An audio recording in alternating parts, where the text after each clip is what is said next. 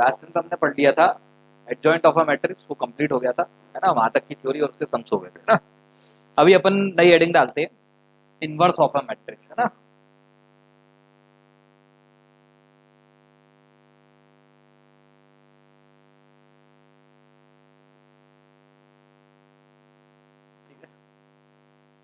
Basically inverse of a matrix क्या है? एक ऐसा मैट्रिक्स, पहली चीज इसकी, अगर if A is any non singular,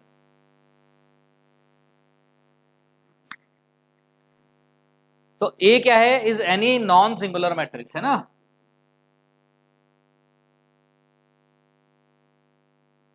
non singular matrix मतलब determinant of A is not equal to 0, ठीक है।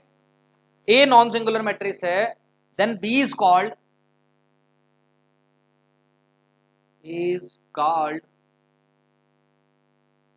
Inverse of A if B क्या कहलाएगा? ए का इनवर्स कहलाएगा अगर क्या होगा?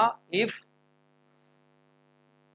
ए into B equals to I, ठीक है, is equals to B into A, ठीक है। अगर ए इंटू बी का जो प्रोडक्ट है वो आई के इक्वल आ जाता है, आइडेंटिटी मैट्रिक्स के इक्वल आ जाता है, तो बी इंटू ए क्या होना चाहिए? That is also equals to I, ठीक है ना। अगर ए इंटू बी बराबर क्या है? आई के इक्वल है, बराबर बी इंटू ए है ना। तो उस केस में ये क्या होगा आपका? बी जो होगा, then B is called inverse of A, ठीक है। तो बी को कैसे लिखते हैं? B equals to A inverse, है ना। ये इसको लिखने का तरीका है। या फिर ऐसा बोल सकते हैं कि आपका ए इंटू ए इनवर्स बराबर आई बराबर ए इनवर्स इंटू, ठीक है, ठीक। अब भाई इसमें सिंगुलर क्या होता है? ए इनवर्स का वैल्यू कैसे निकलती है, ठीक है। ये आपके बोर्ड में भी सवाल आता है, जेई में भी आता है ना। ए इनवर्स बराबर होता है adjoint of A upon determinant of A. ये ए इनवर्स का फॉर्मूला होता है, ठीक है। तो यहां से एक चीज पता चल रही है हमको कि नेसेसरी एंड सफिशिएंट कंडीशन जो है, सबसे पहली चीज, क्योंकि अगर आपको फॉर्मूला दिख रहा है तो उसमें क्या है? डिटर्मिनेंट नीचे आ रहा है। अब ये नीचे क्यों आता है उसका भी कारण बाद में पता चलेगा भी, ठीक है। अब इसका प्रूफ बताएंगे कि कैसे आया, है ना। तो ए बराबर adjoint of A upon determinant of A, तो यहां से लिखते हैं necessary necessary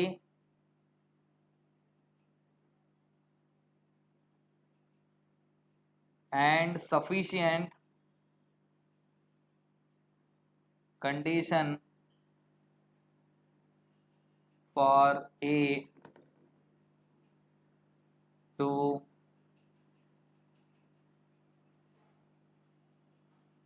A inverse is A must be non singular,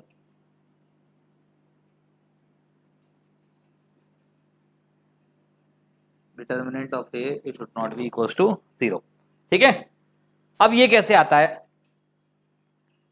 दिमाग लगा सकता है कोई? कैसे निकल के आएगा इनवर्स? बेसिक डेफिनेशन क्या है उस पर ध्यान दो। बी एक, हाँ, ये फॉर्मूला कैसे निकल के आता है? बेसिक डेफिनेशन ये है, यहां से हमको ये फॉर्मूला निकालना है। कैसे निकालेंगे? यहां से बी निकालना है हमको, बी इसके इक्वल आना चाहिए। और ए, बी एक ऐसा मैट्रिक्स है जिसमें अगर आप ए का मल्टीप्लाई करते हैं तो आपको आइडेंटिटी मैट्रिक्स मिल जाता है।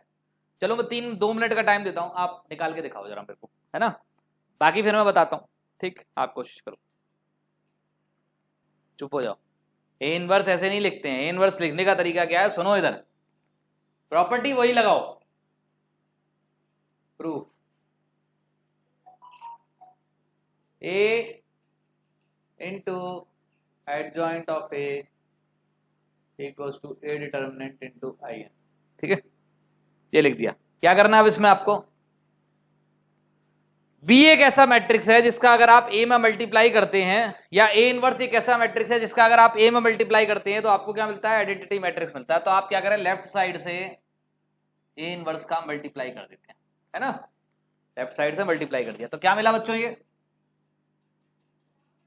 Into A into adjoint of A बराबर A determinant into A inverse into I N. ये तो क्या हो गया, A determinant into A inverse.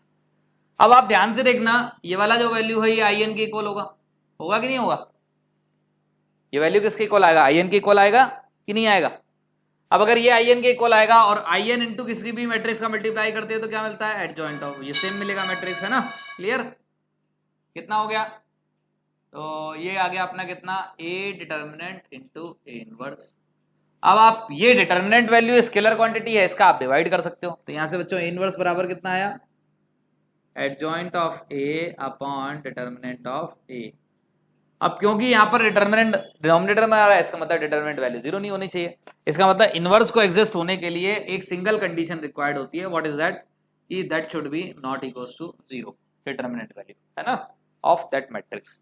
ठीक है, नोट डाउन कर लो। इसके बाद इस पर बेस्ड मैं इसकी प्रॉपर्टीज लिखा देता हूं, फिर आगे इसके सम्स करेंगे। ठीक है,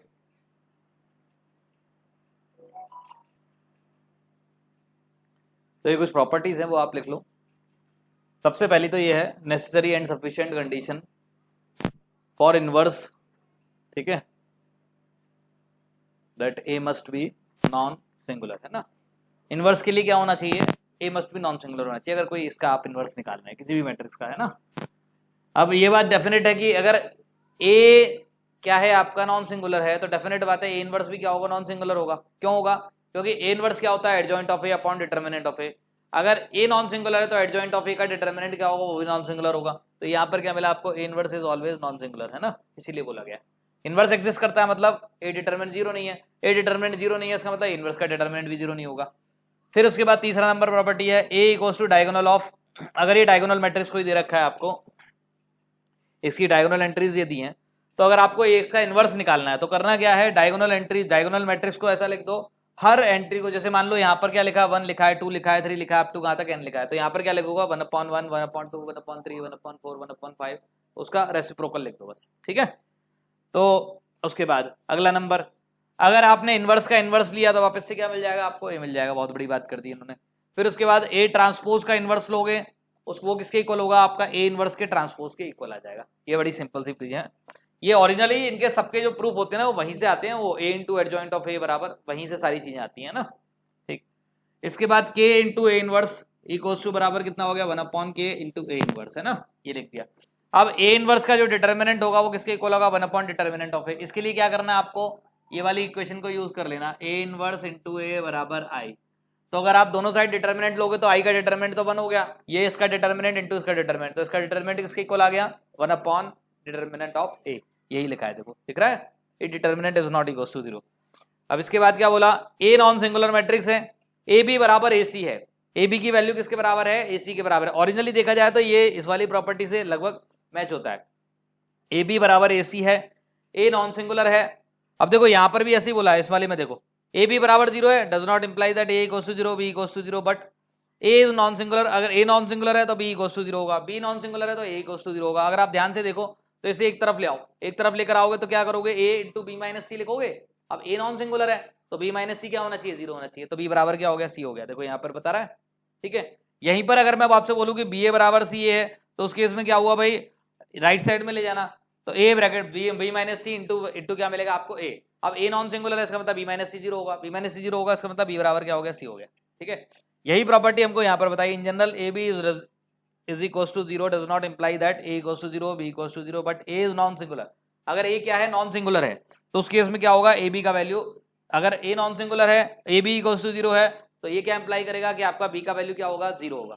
अभी यही आपका क्या बोला, अगर बी नॉन सिंगुलर है, ए और ए बी इक्वल्स टू 0 है, तो उस केस में क्या होगा, ए का वैल्यू क्या हो जाएगा, ए इक्वल्स टू 0 हो जाएगा। ठीक है, ये बोला है। तो यहां से अब फाइनल इसका कंक्लूजन क्या निकल के आता है, therefore A B equals to 0 होता है, वो क्या इंप्लाई करता है, आइदर बोथ आर सिंगुलर, या तो दोनों सिंगुलर होंगे, या फिर क्या होगा आपका, वन ऑफ देम इज 0। ठीक है, क्लियर, नोट डाउन कर लो। एक सेकंड रुको, एक प्रॉपर्टी लिखना भूल गया, 11 नंबर लिख लो, A1 inverse A1 A2 A3, अगर मान लो ये मैट्रिसेस हैं AN, है ना, इसका जो अगर आप इन्वर्स निकाल रहे हैं तो क्या होगा, रिवर्सल लॉ लगेगा, A N inverse A N minus one inverse dot dot dot A one inverse, है ना। और इसमें फर्स्ट लिख लिया, सेकंड लिख लेना, ए इंटू बी का होल इनवर्स बराबर इंटू ए इनवर्स। मतलब आपको ये चीज नोन है कि भाई A one A to A three up to A N, A और बी सब आपके नॉन सिंगुलर मैट्रिसेस है ना, ठीक है, नोट डाउन कर लो। बता दो जरा, इसका प्रूफ करके बताओ कैसे आता है। देखो बड़ा सिंपल सा तरीका है प्रूफ, के इंटू ए का इनवर्स क्या होगा, एडजॉइंट ऑफ के इंटू ए अपॉन के इंटू ए का डिटरमिनेंट, होगा कि नहीं होगा। अब समस्या क्या है, ये कैसे निकालें, इसको निकालने के लिए किसकी जरूरत होगी, ये तो चलो लिख देंगे हम, एडजॉइंट ऑफ के ए अपॉन इसमें क्या लिखा, k raise to power n into A determinant. ये तो बहुत बढ़िया बात है, हमने लिख दिया, चलो। लेकिन इसको कैसे लिखें in terms of adjoint of A, इसके लिए के ए इंटू एडजॉइंट ऑफ के ए बराबर के ए डिटरमिनेंट इंटू आई एन। बोलो सही लिखा मैंने कि नहीं लिखा, बोलो। अब क्या करना है, एडजॉइंट ऑफ के ए बराबर कितना हो गया, जल्दी बताओ। इसको क्या लिख दूं, k raise to power n into A determinant, क्या लिख दिया, इंटू ए डिटरमिनेंट। हैप्पी और नॉट, और n minus one sorry into I n, clear है, बोलो अरे हाँ या ना, जल्दी बताओ। अब क्या करना है, तो एडजॉइंट ऑफ के ए निकल आया क्या, एडजॉइंट ऑफ के ए इनवर्स का मल्टीप्लाई कर दो ए इनवर्स का, तो क्या मिल गया, k raise to power n minus one into A determinant into A inverse. लिख सकता हूं, इसको उठा के सीधे से यहां पुट कर दो, कितना मिला, n minus one into A determinant into A inverse upon into A determinant, ये कैंसिल हो गया, क्या बच गया, one upon k into A inverse. यही प्रूफ करना है, ठीक है। अब अगर ये प्रूफ हो गया हो तो इसके बाद जरा ये प्रूफ करके बता दो। छोटे छोटे से क्वेश्चंस हैं, ये दे रहा हूं, adjoint of B into A into B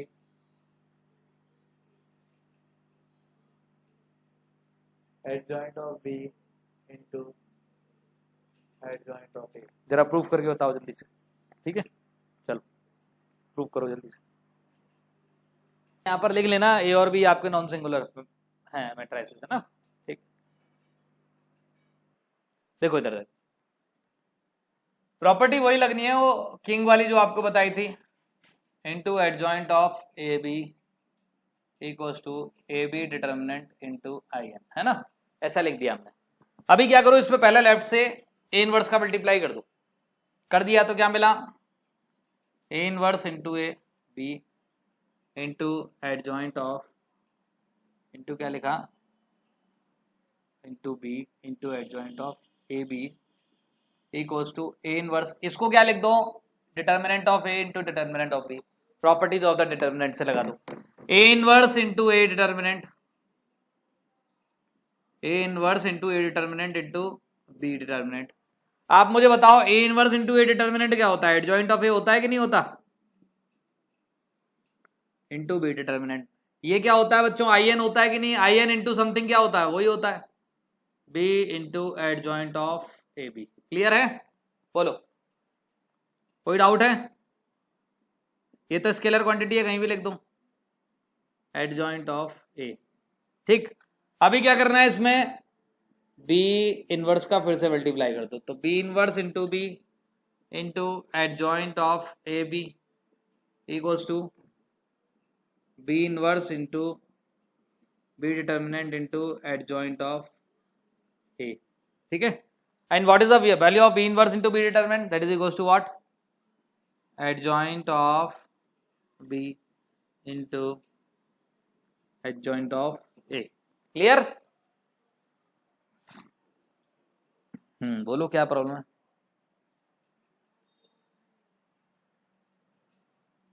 अभी बता दो। B into B inverse into B that is equal to I हो गया, आई इंटू एडजॉइंट, ठीक है, ये मिल गया। ठीक, नोट डाउन करो ना, ठीक है। इस सम को करो जल्दी से सॉल्व, फिर आपको इनवर्स को कैलकुलेट करने का एक मेथड और बताऊंगा आपको। तो जनरली बोर्ड्स में आता है, एलिमेंट्री रो ट्रांसफॉर्मेशन है ना, और कॉलम ट्रांसफॉर्मेशन, ठीक। तो वो आपको दोनों मेथड में आपको बताऊंगा, ठीक। आ गया इसका, मैं आपको करके बता देता हूँ सवाल को बोर्ड में कैसे करते हैं। अगर मान लो बोर्ड में आता है तो स्टेप वाइज करके बताता हूँ प्रॉपर तरीके से आपको, है ना। तो सबसे पहले हम क्या करते हैं, कोफैक्टर निकालते हैं, ठीक। एक कोफैक्टर भी तो मैं अच्छे तरीके से निकाल के दिखाता हूँ। 4 3 3 4, है ना। कितना आ गया इसको फैक्टर वैल्यू, 16 माइनस 12 4 आ गया। C12 आगे की डायरेक्ट लिखूंगा 1 2, तो कितना हो गया 4 माइनस 3, हाँ 7, सही है, ठीक है। C13 कितना हो गया, C13 3, तो ये 3 माइनस 4, C21 कितना हो गया 4 12 माइनस 9, 3 नेगेटिव, C22 कितना हो गया, C22 हो गया 4 माइनस कितना 3 1, C23 कितना हो गया, that is equal to what आपका 3 माइनस 3 0, है ना। C31 कितना हो गया, C31 हो गया कितना 9 माइनस 12, 9 माइनस 12 माइनस 3, है ना। C32 कितना हो गया 3 माइनस 3 0, C33 कितना हो गया 4 माइनस कितना 4 माइनस 3, that is equal to what आपका 1, ठीक। क्लियर है यहाँ तक? देखो सब लोगों का इतना आ गया होगा। डिटर्मिनेंट ऑफ ए कैलकुलेट किया किसी ने? हाँ, डिटर्मिनेंट ऑफ ए किसी ने कैलकुलेट किया है कि नहीं किया है? 16 माइनस 7, ये 7 हो गया। फिर उसके बाद माइनस ब्रैकेट के अंदर कितना हो गया 12 माइनस 9 3, फिर उसके बाद प्लस ब्रैकेट के अंदर कितना हो गया आपका 12 माइनस 9 माइनस 12, डिटर्मिनेंट वैल्यू 1 आ गया, है ना। अब अपने को क्या करना है, एडजॉइंट ऑफ ए निकालना है पहले।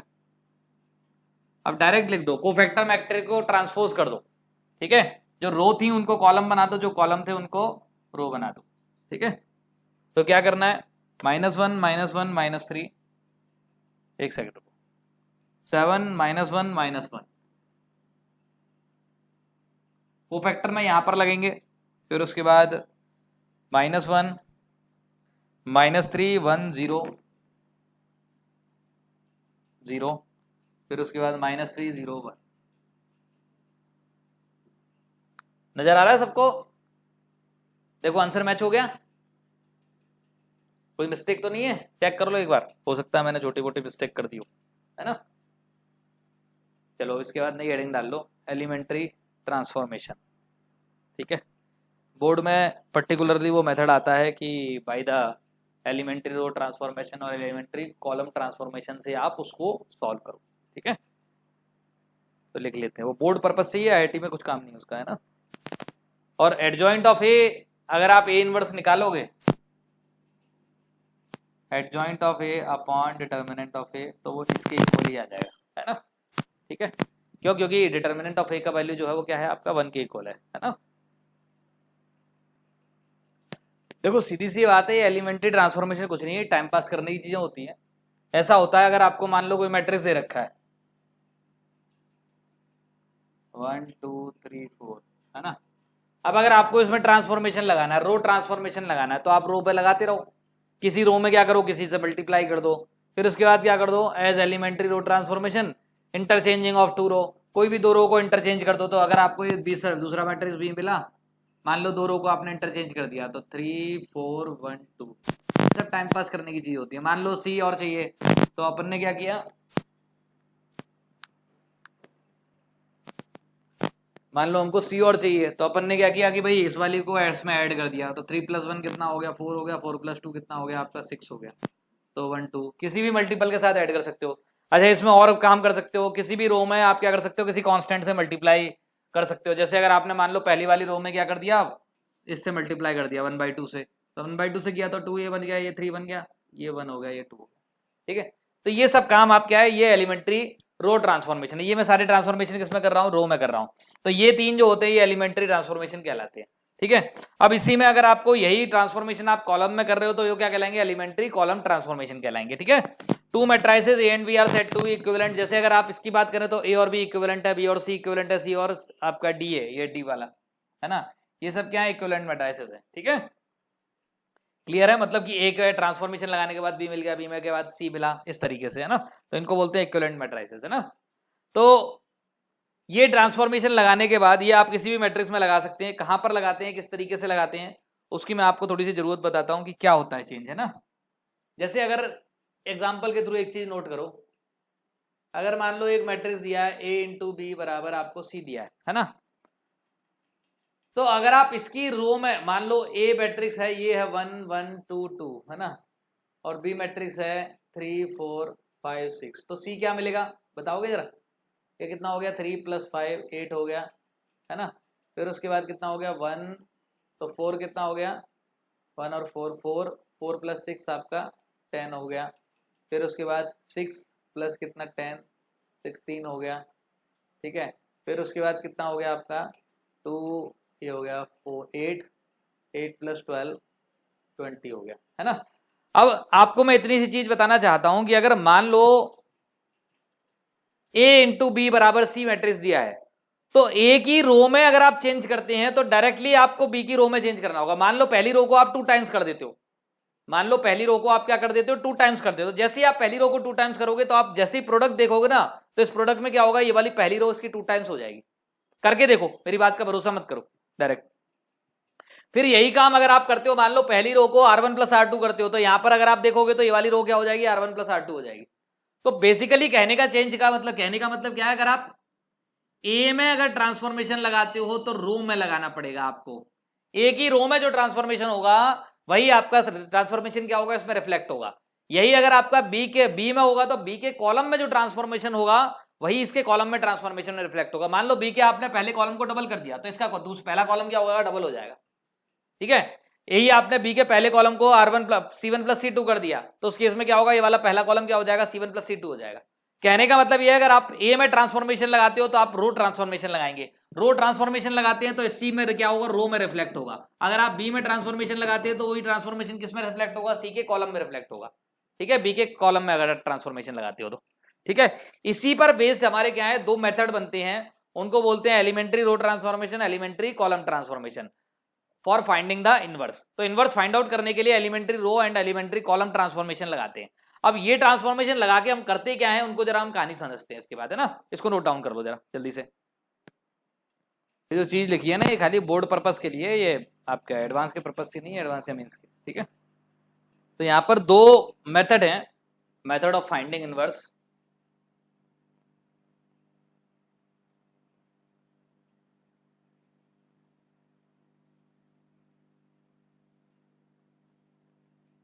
नंबर फर्स्ट एलिमेंट्री रो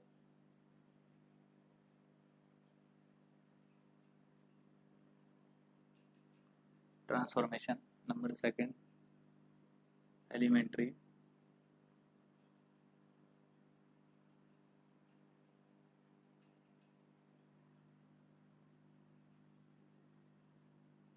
बोर्ड में अगर सब्जेक्टिव में आता है तभी आएगा, बाकी कुछ नहीं आने वाला। ऑब्जेक्टिव है तो भूल जाओ, फिर तो आप कहीं से भी निकालो इनवर्स, कोई फर्क नहीं पड़ता।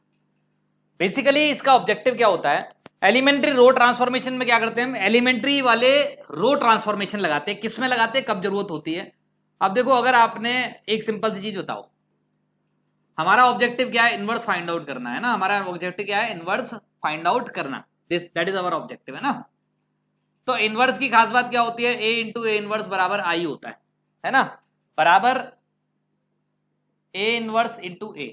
ठीक, अब किया क्या जाता है इसमें, ए तो हमको नोन है, अब ए तो हमको क्या है, नोन है, लेकिन ए इनवर्स हमको नोन नहीं है और आई भी हमको नोन है। मान लो इसमें करते क्या है, ए इंटू ए इनवर्स बराबर आपने आई लिखा। हम क्या करते हैं, ये जो ए होता है ना, इसको वी मेक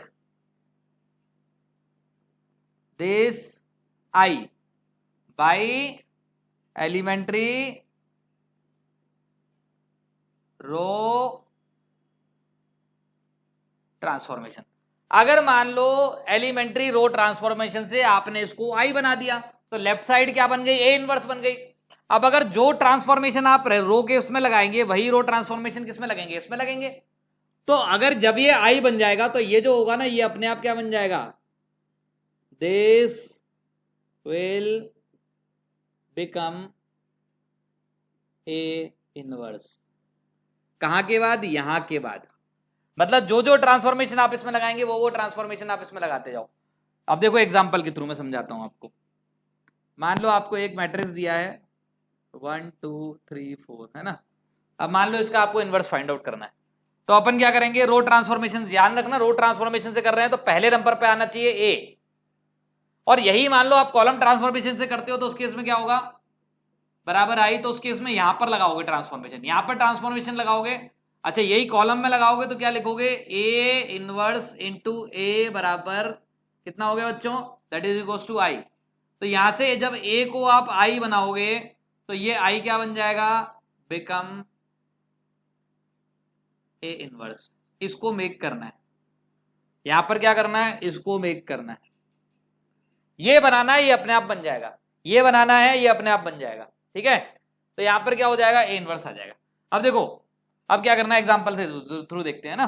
तो क्या लिखा अपन ने, 1 2 3 4, है ना। ठीक है, 1 2 3 4 इंटू ए इनवर्स बराबर 1 0 0 1। ठीक है, अब देखो आई बनाने के लिए सबसे पहली चीज क्या जरूरी है, इसे जीरो बनाना है, इसे जीरो बनाना है। तो पहले इसी को जीरो बना लेते हैं। क्या लिखते हैं, number first, R2 goes to R2 minus 3R1। कर सकता हूं, R2 goes to R2 minus 3R1, R2 minus 3R1, R2 minus 3R1 लगा दो। R2 minus 3R1 ये 1 हो गया, ये 0 हो गया। R2 minus 3R1 ये -2 हो गया, ये 2 हो गया, है ना। यही काम आप यहां पर लगा दो, R2 minus 3R1 1 0 -1 -3 हो गया, R2 minus 3R1 ये 1 रह गया। ठीक है, अब किसका नंबर आया, अब इसका नंबर आया। अब यहां पर लगा दो, उसके बाद transformation R1 goes to R1 plus R2। जैसे ही आप ये लगाएंगे तो क्या हो जाएगा, 1 0 0 -2। अच्छा लगा, ए इनवर्स यहां भी लगा दो, -2 0 -2 1 1 -3। बोलो यहां तक क्लियर है सबको। इसके बाद आगे आ जाते हैं। अब क्या लगाऊं बताओ, इससे क्या बनाऊं कि ये 1 बन जाए, किससे डिवाइड करूं सेकंड रो में बताओ। ऐसा लिख दूं, R2 गोज टू -2 कर दूं, एनी कंफ्यूजन है तो बताओ। जैसे ही आपने ऐसा किया तो ये क्या बन गया, 1 0 0 1 into A inverse. Right side में भी यही काम करते हैं, कितना हो गया, -2 1 कितना हो गया, -3/2, तो माइनस ये 3/2 हो गया, एंड दिस इज -1/2। नजर आता है कि नहीं आता, बोलो। कोई कंफ्यूजन है किसी बच्चे को। तो ये जो निकल कर आया, ये जो लिखा है ना, इसी को बोलते हैं ए इनवर्स। हैप्पी और नॉट, बताओ। सबको समझ में आता है, चमकता है कि नहीं चमकता? कोई कंफ्यूजन है तो बताओ। Any doubt, any confusion? बोलो, जल्दी बताओ। एक सेकंड, थोड़ी सी कुछ मिस्टेक तो नहीं हो गई हमसे?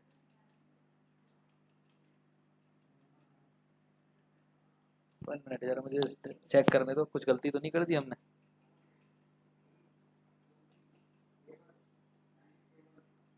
ठीक, क्लियर है?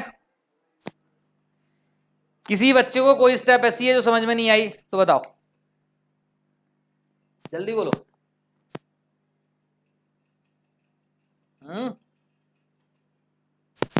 कोई चीज ऐसी है जो समझ में नहीं आई है तो बता दो जल्दी से, नहीं बोलोगे तो पता नहीं चलेगा मेरे को, ठीक है?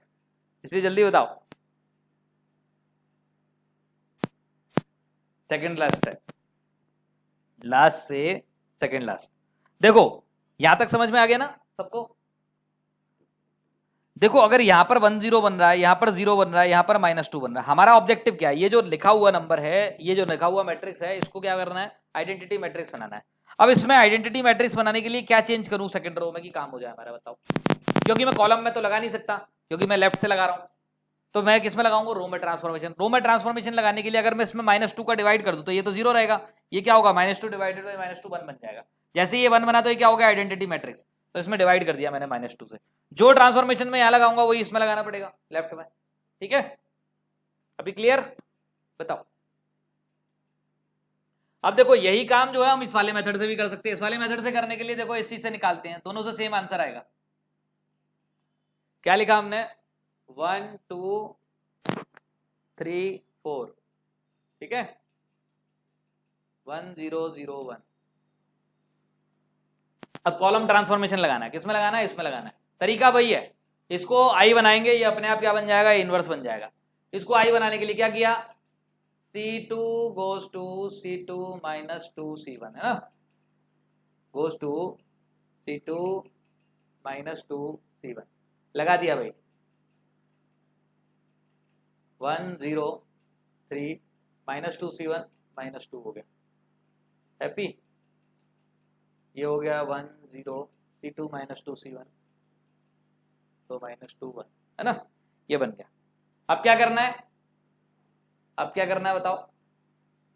अब इसमें लगा देता हूं C1 goes to C1 minus C1 plus 3/2 C2 है ना, C1 plus 3/2 C2 लगा दो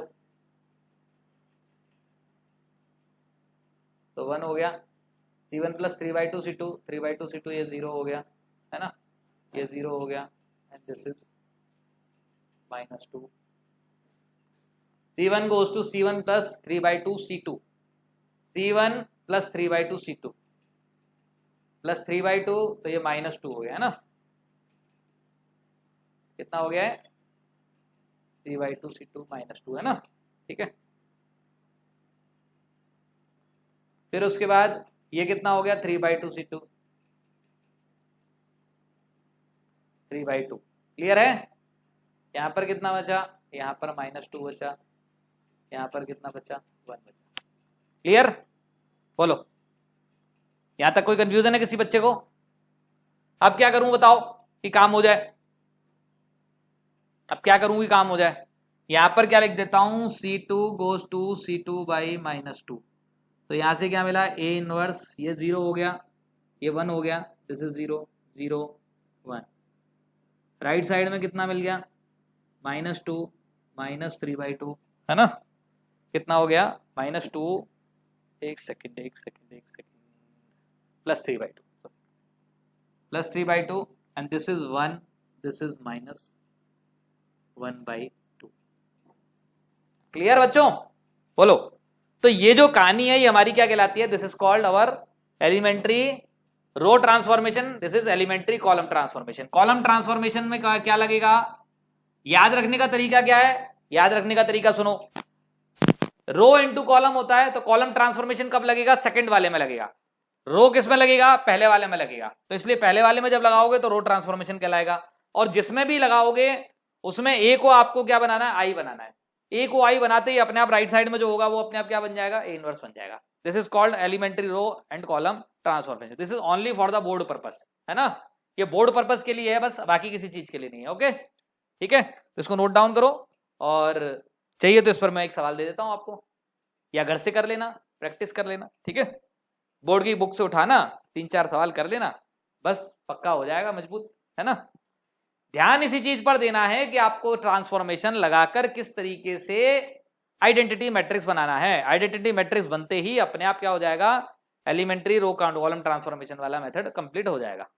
बोर्ड में इससे सवाल आता है, अगर आता है तो सीधे 4 नंबर का ही सवाल आता है, छोटा सवाल नहीं आता। ओके, तो अभी यहां तक नोट करो, आज का लेक्चर यहीं पर खत्म करते हैं। Okay, bye bye.